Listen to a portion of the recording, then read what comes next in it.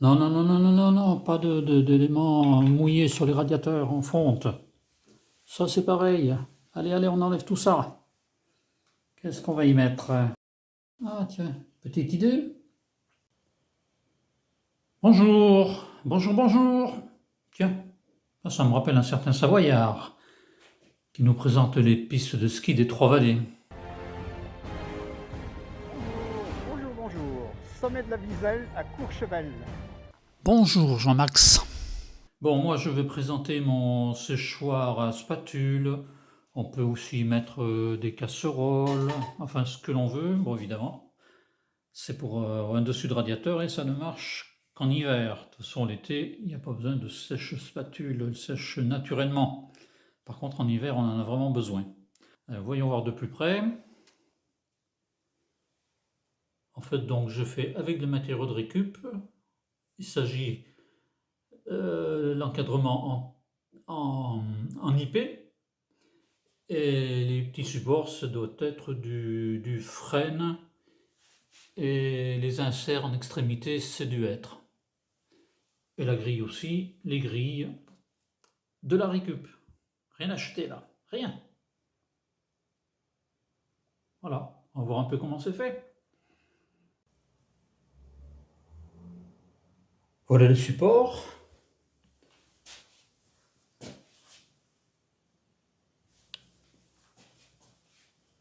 Bon, eux sont peints de la couleur du radiateur pour se fondre dans le fond.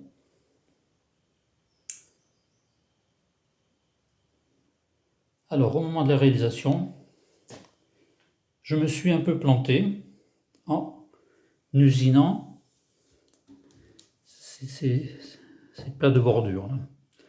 Pourquoi je me suis trompé? Parce que, bêtement, je fais les rainures à la toupie et je fais toutes les pièces avec le même réglage, seulement le grillage est constitué de fils qui se superposent. Là, on voit ceci. Donc, en fait, la rainure qui est ici, celle-ci n'est normalement pas à la même hauteur. Donc, j'ai eu beaucoup de problèmes au montage. Il a fallu tordre un peu les fils, ce qui fait que j'ai eu quelques désaffleurs au niveau des coupes d'onglets que j'ai eu du mal à récupérer. J'ai récupéré comme j'ai pu. Enfin bon, tout s'est monté et il fonctionne très bien. Voilà. Pour permettre le réglage en hauteur, parce que le radiateur n'avait pas été fixé vraiment horizontalement, j'ai ajouté des vis de réglage. Ici, une là, voilà. Tout simple, tout ça. Et simplement des vis en extrémité, la gravité faisant que le poids de l'ensemble vient appuyer sur le support, sur les supports, voilà. Alors, j'ai très peu de vidéos, parce que je ne comptais pas en faire un passage sur YouTube. Enfin, je dois avoir quelques petits passages, quelques photos. Je vais mettre ce que je peux. J'ai trouvé ces deux chutes d'IP, plus un grillage en fil de 2,5. Je pense que ça ira très bien pour ce que j'ai à faire là. Je donne un coup de rabotage pour enlever les rainures inférieures.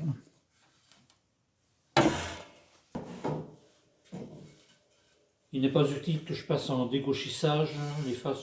J'ai contrôlé, les faces sont planes et propres. Direct rabotage.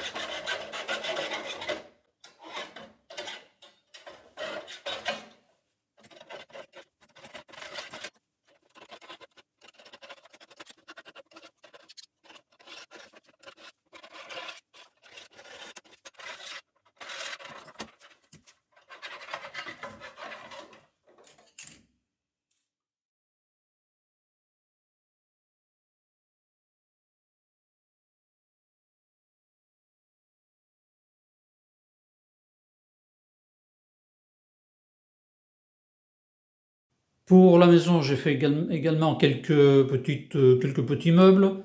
Là, il s'agit du meuble de l'évier. Bon, c'est du mélaminé, donc pour moi, ça ne mérite pas de vidéo. J'ai également fait, pour pas avoir une grosse poubelle à la cuisine, enfin 2 grosses poubelles maintenant, puisqu'il faut faire du tri. Donc, une toute petite poubelle de cuisine. Voilà, on ne montre pas les déchets, mais enfin bon, voilà, tout simple. C'est près de l'évier, petit, étanche, pas d'odeur, parfait. Voilà pour ça. Et il y a également un autre meuble.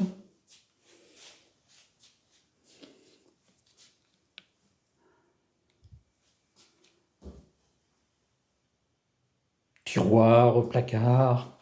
Particularité de ce placard, c'est un placard à poêle, donc sur tiroir. Et il y a une porte, donc. Près de grands tiroirs.